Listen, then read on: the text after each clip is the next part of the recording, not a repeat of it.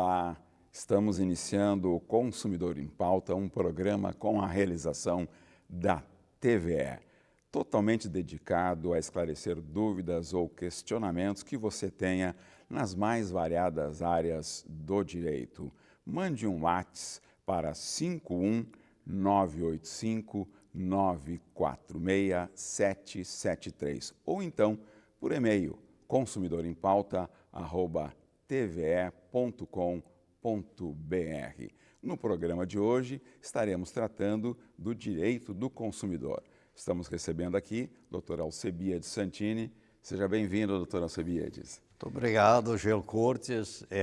Só reforçando, esse é um programa de utilidade pública, né? Parceria entre a Secretaria de Comunicação e a TVE e Fórum de Defesa do Consumidor. Todos aqui que participam desse programa é um trabalho voluntário, então é uma doação de profissionais e da TVE para a comunidade gaúcha. Importante destaque, Dr. Santini. A primeira questão é do senhor Augusto.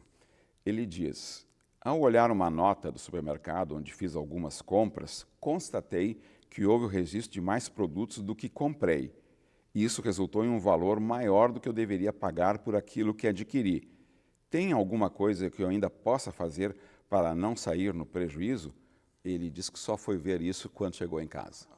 Para o Augusto, primeiro, a inclusão de produtos que ele não solicitou na nota do supermercado, eu recomendaria todo o cuidado na hora que o consumidor está colocando os produtos na gôndola ali, junto à caixa, para ficar acompanhando não só o registro, mas também antes de pagar e fechar a conta, pedir que abra a tela para ele conferir todos os produtos.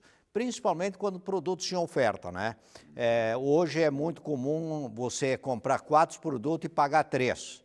Então, tu tem que ficar muito atento para verificar se realmente vai ter o desconto de um dos itens dentro dos 4 comprados, para ver se teve o abatimento. Então, a inclusão de produtos não solicitados provavelmente tenha ocorrido.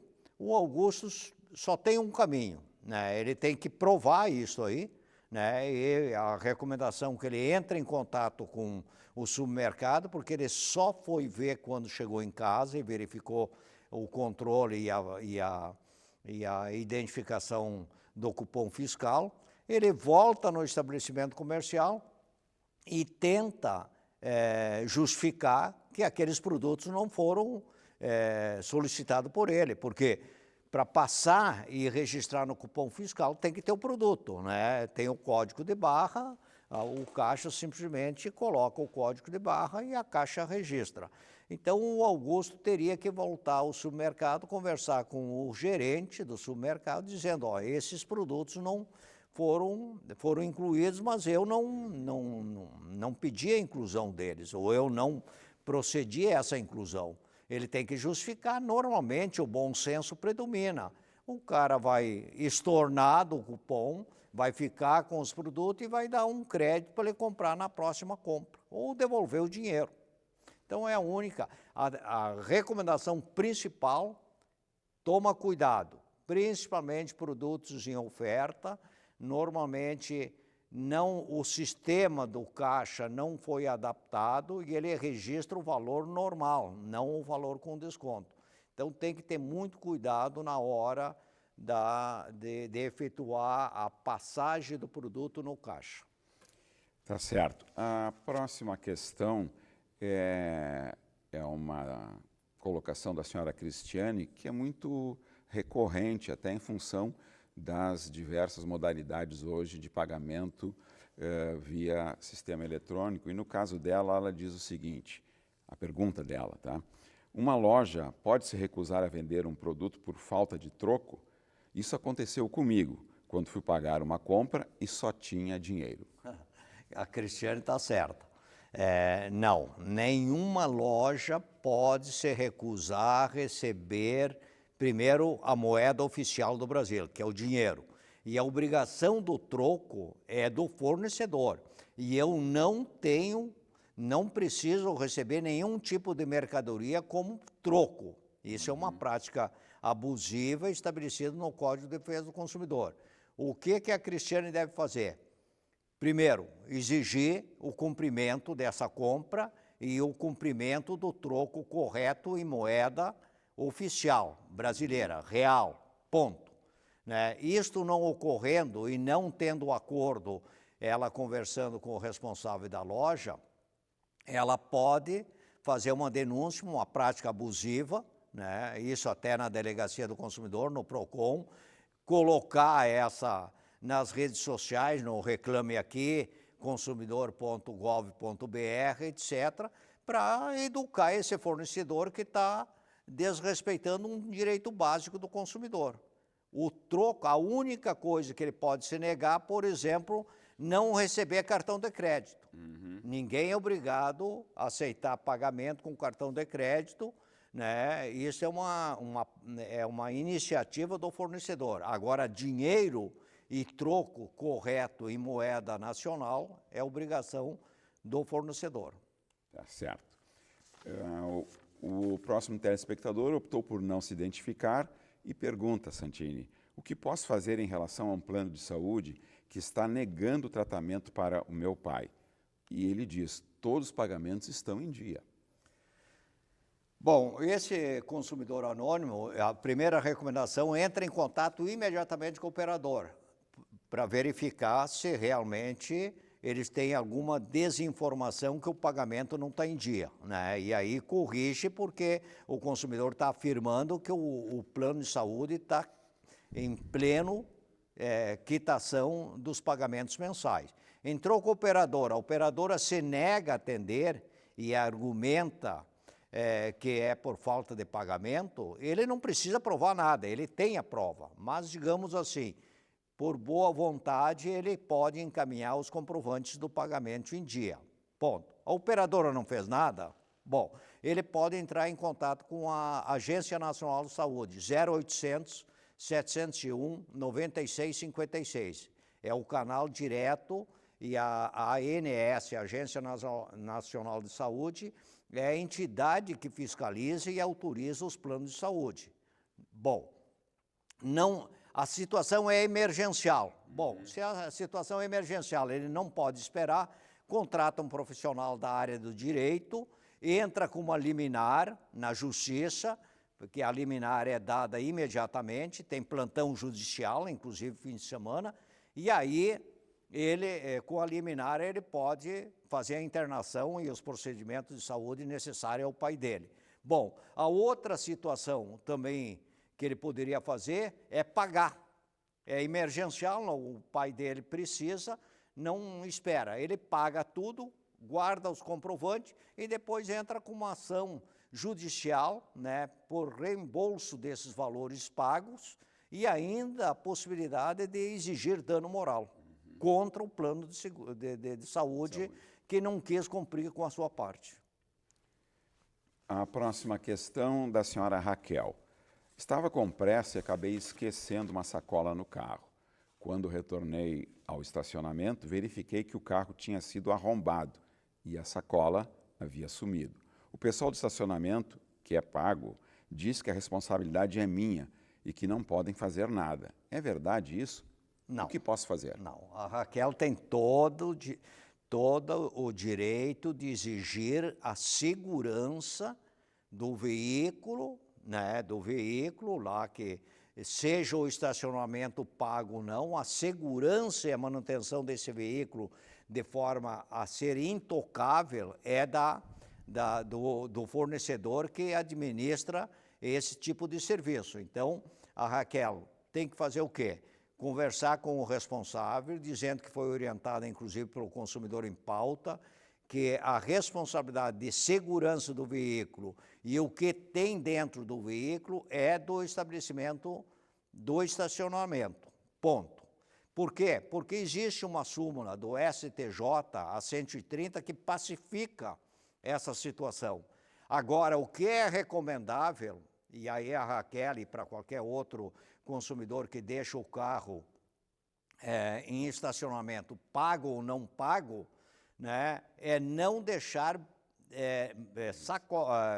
bolsas, computadores, nenhum produto que chama a atenção o possível, digamos assim, mau caráter, a pessoa que está ali para arrombar o carro e levar os objetos que estão dentro do carro. E também ela pode fazer o seguinte, ela pode fazer uma declaração na hora de registrar a entrada que ela vai deixar a bolsa. Garante isso uma segurança maior. Mas a Raquel, pela súmula 130 do STJ, ela tem todo o direito. Primeiro, conversar e buscar uma solução com o fornecedor. Não tendo, entra com uma ação no juizado especial. E aí tem, só para uma dúvida adicional à questão dela, e tem direito à indenização? Eu deixei a minha bolsa, tinha um computador, e aí é uma discussão ainda jurídica depois. Aí o dano, ela pode buscar duas coisas, o dano material, aí vai ter que, ela pode, na ação do juizado especial, a ação não, judicial, ela pode solicitar a inversão do ônus da prova. Ela vai declarar que na bolsa tinha tais e tais coisas, digamos, pode ter dinheiro, pode ter cartão de crédito, e aí, por decisão do juiz, ele pode fazer a inversão do ônus da prova. Quer dizer, parte do princípio que a Raquel, a afirmação é correta e quem tem que provar o contrário é o fornecedor. Próxima questão é do senhor Joaquim. Uma dívida prescrita deixa de existir? Ela pode ser cobrada na justiça? Bom, se a dívida é prescrita, o cara não pode cobrar, né? Dívida prescrita, ele não pode cobrar nem extrajudicialmente, o credor não pode cobrar nem extrajudicialmente, ligando ou mandando correspondência, etc., e nem judicialmente. Ela prescreveu. Agora, Joaquim, ele continua com a dívida. Ele não pode ser cobrado, mas continua com a dívida. Ele pode ter problema no Serasa, SPC, etc. Mas dívida prescrita, não existe mais a possibilidade de cobrança, nem administrativamente, nem judicialmente. Eu tive uma situação parecida, numa dívida prescrita, com um órgão público em São Paulo. Entramos com um processo administrativo, né, no próprio site da prefeitura, era IPTU, e estava prescrito, e os caras aceitaram imediatamente. E como tinha sido pago um valor, né, de boa-fé, eles têm obrigação da restituição desse valor, devolver em dobro com valor atualizado. Ok. Vamos para um breve intervalo. O Consumidor em Pauta volta logo, logo, tratando do direito do consumidor com o Dr. Alcebiades Santini.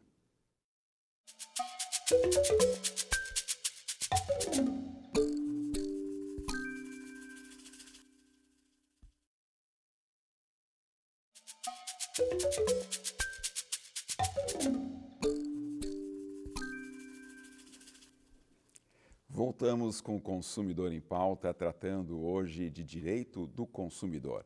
Se você tiver alguma dúvida ou questionamento relacionado a esse tema ou a outros, mande um WhatsApp para 51985946773 ou por e-mail consumidorempauta@tve.com.br.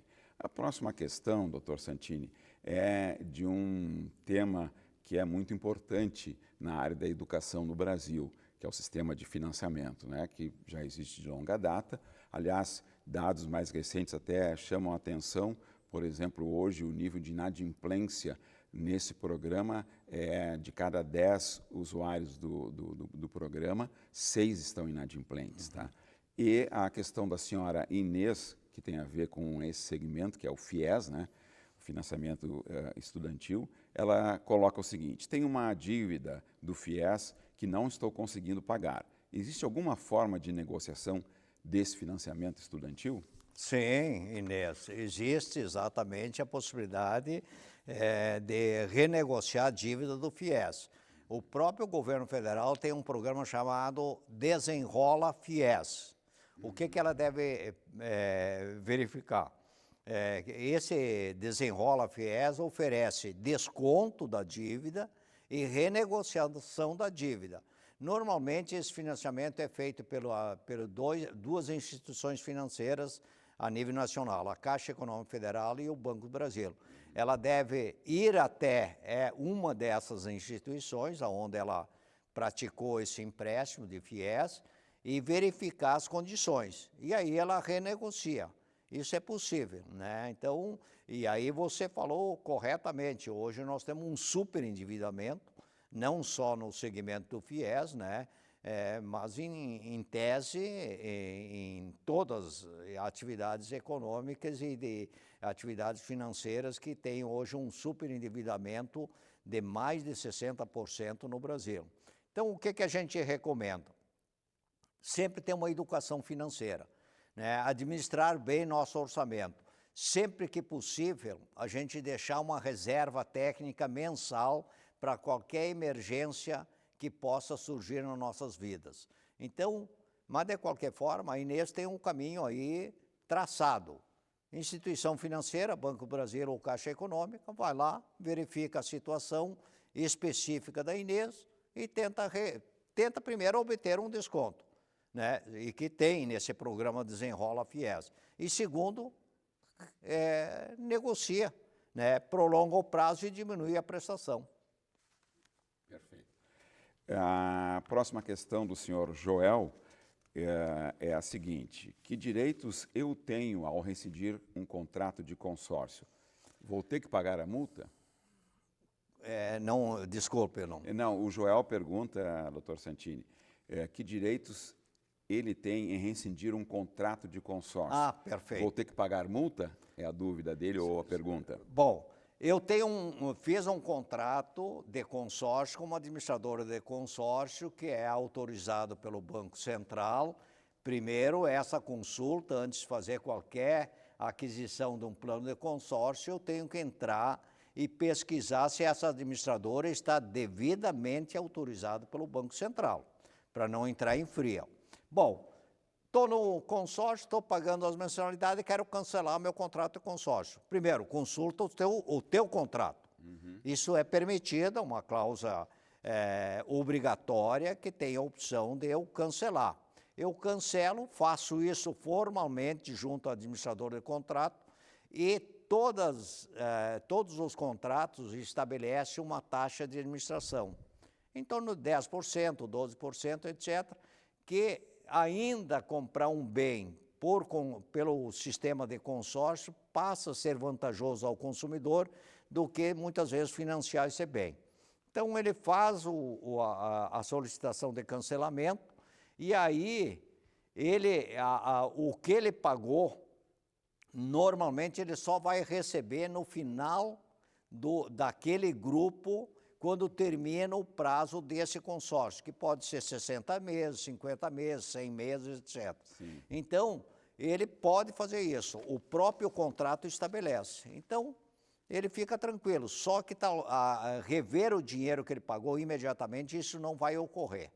A não ser que ele fosse sorteado e ele não quer ficar com o bem, aí sim, no momento que ele é sorteado e ele cancelou o contrato logo em seguida, aí ele recebe a devolução imediatamente. A próxima questão, a telespectadora preferiu também não se identificar e tem a ver, doutor Santini, com uma realidade do novo mundo, né? O mundo digital. E como todas as coisas, nesse caso, no mundo digital, tem o lado bom e tem o lado ruim. Né? O Brasil, né, para mais um capítulo de envergonhamento, nós somos líderes mundiais no ranking de golpe por WhatsApp. Então, realmente, essa realidade aí do lado bom e do lado ruim. E a telespectadora faz o seguinte questionamento: fiz uma compra online e descobri que uma pessoa a retirou usando o meu nome. Posso pedir indenização pelo ocorrido? Quem devo acionar? Bom, ela fez uma compra online, né, num site, provavelmente que ela pesquisou antecipadamente, e esse fornecedor entrega um produto para outra pessoa que ela não autorizou. Bom, a responsabilidade total e exclusiva é do fornecedor. Ela entra em contato através do site ou do Reclame Aqui, ou o sistema de atendimento ao cliente, dizendo que alguém retirou o produto dela sem autorização expressa e tenta encontrar uma solução harmônica entre as partes. Se o fornecedor digamos assim, não deixar de cobrar a fatura por um produto que não foi entregue, que pode ser uma das alternativas, ou entregar o produto, um segundo produto que foi retirado por uma pessoa não autorizada, ela pode buscar fazer a denúncia desse fornecedor em todos, PROCON, Delegacia do Consumidor, Reclame Aqui, consumidor.gov.br, e ainda existe a possibilidade de ela buscar esse reparo dessa situação que ela está em prejuízo no Poder Judiciário. Aí sim, ela pode analisar a possibilidade do dano material e dano moral, porque frustrou uma expectativa que ela tinha estabelecido e feito, e o produto foi entregue para um terceiro sem autorização expressa do titular que comprou o produto. Para ela acionar isso judicialmente, tem algum prazo limite? 5 anos.